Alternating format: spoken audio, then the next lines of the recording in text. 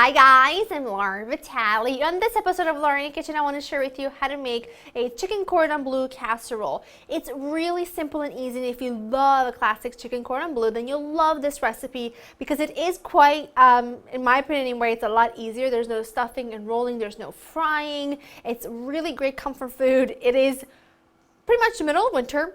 It's very cold, there is snow on the ground, which calls for a casserole, and this is just so delicious.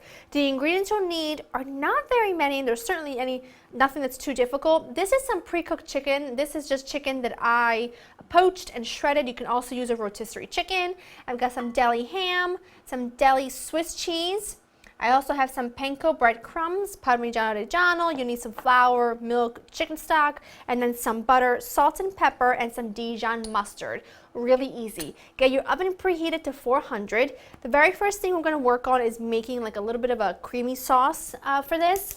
Now this is, in my opinion anyway, it's quite a bit lighter in terms of if you want to do calorie-wise than a traditional chicken cordon bleu, because like I said, it's not deep fried, which traditionally it's all fried and golden and brown and delicious. We're going to get all that same flavor, but by baking it, and it makes it a lot easier to serve a family because you're not sitting there stuffing and rolling and frying, stuffing and rolling and frying. You just pretty much put everything in one dish, bake it to golden brown perfection, and it's amazing every single time.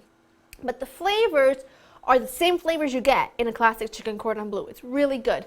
All I'm going to do is melt my butter. I'm waiting for my butter to melt before I add the flour. What I'm doing here is making a little bit of a roux, which is going to be the thickening agent to our sauce. Now, I'm not using all milk because I don't want this to be a bechamel.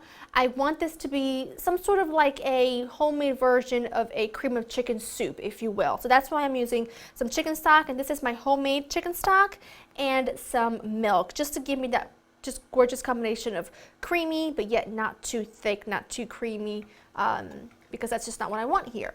All right, the butter is pretty much where I want it. I'm gonna add my flour, mix the two together. You wanna let that cook for just a few seconds or until you no longer see raw bits of flour. Otherwise, your sauce will just be really thick and taste like wallpaper glue, and nobody wants that. And then you can add your chicken stock and your milk, and you're going to simmer this over about medium heat, pretty much constantly stirring until it thickens, and that'll only take about 4 to 5 minutes or so. Just going to switch to my whisk and keep on whisking and babysitting. This looks excellent. It's not going to be as thick as a bechamel, but don't worry, it's going to work out perfectly. You need to add a pinch of salt, some black pepper. This is the pepper mill that's trying to test my patience these days. And then I like to stir in some Dijon mustard because I like to add Dijon mustard to my chicken cordon bleu, so that's why I like to add some here. Let me switch to my whisk really quickly just to blend that in. I've already turned off the heat. Oh, and that smells perfect. All right, stop yapping, more cooking. I've got my chicken in my casserole dish here, and all I'm going to do is I am going to take my ham, my deli ham, sprinkle that evenly over the top, lovely and salty, but I got to tell you, some honey roast ham is really good here too. You get that beautiful balance of sort of sweet and savory and salty. It's fantastic. So if you so happen to have that around, wouldn't be a bad thing. That's all I'm saying. And then I like to just take my sauce, pour that over just like that. You want to make sure it's not dry. Beautiful. And then you need your Swiss cheese. Oh, it's gonna be so good. Now it is quite saucy, and that's because it's really meant to be served with like egg noodles to really soak up all that beautiful flavor. That's why I like to do it this way, but if you don't want as much sauce, then by all means just cut it in half. The sauce recipe anyway. Like that. Then you need a good grating of parm, just sort of evenly over the top. And then you need a layer of crunch, and that's going to come from panko breadcrumbs. Panko breadcrumbs really give you sort of the max crunchiness. Really, really beautiful, really dry, and they get nice and crispy and beautiful in the oven as you bake it. So it's perfect here. It's exactly what I want. And then you need to just give it a little bit of fat to really reinforce that golden brown deliciousness. Might as well just put the whole cup on there. And that's going to come from some butter that I just diced up into some small pieces, and I'm just going to sprinkle this over the top as evenly as I can.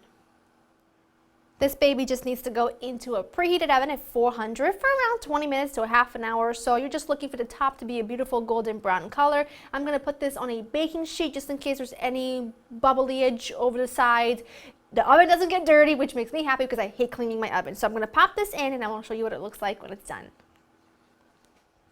My casserole baked for 30 minutes exactly. I have let this cool quite a bit. Now make sure you get a nice big pot of egg noodles going because there's just nothing better to serve this with.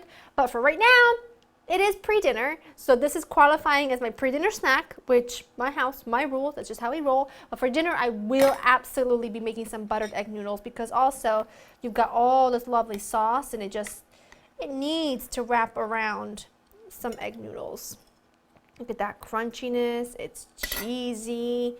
Love it so much. It's hot though. It's really hot.